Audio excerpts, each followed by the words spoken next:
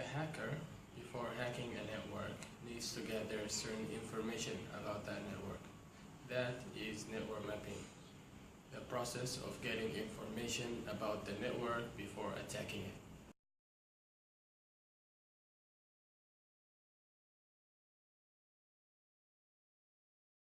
The attacker needs to gather information about the network before he can get in. He needs to know the low security and high security locations so he can complete his infiltration successfully.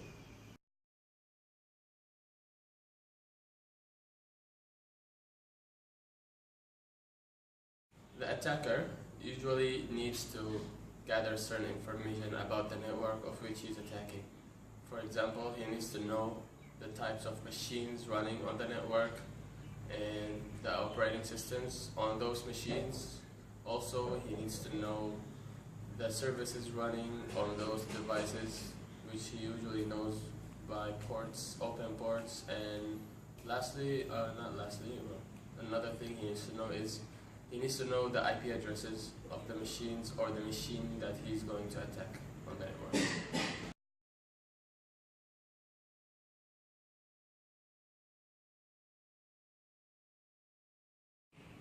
There are common ways to get the information out of a network. For example, there is the ping command, which is used to get the IP addresses of the devices on the network. There is also the port scan or the nmap command, which is used to determine the services provided on this network.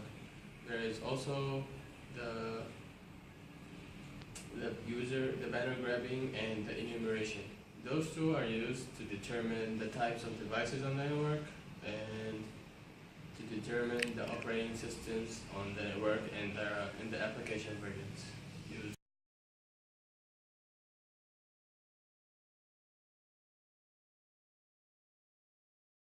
Okay, from what I understand, there are basically two countermeasures. One is to install a firewall on each device, on each machine, to detect and prevent the footprinting activity requests, the mapping requests.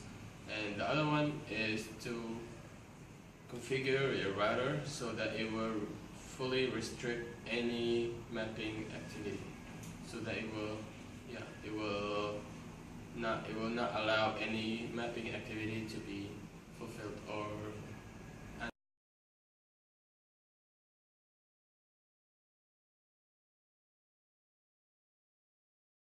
As you can see, we used the nmap command, so it gave us all the open ports in the network, and each port has a number. So from that number, we can tell what service is provided through that port. For example, there's open port 21 and 22, and those are specified for FTP service. So from that, we can know what is the services provided and make use of it.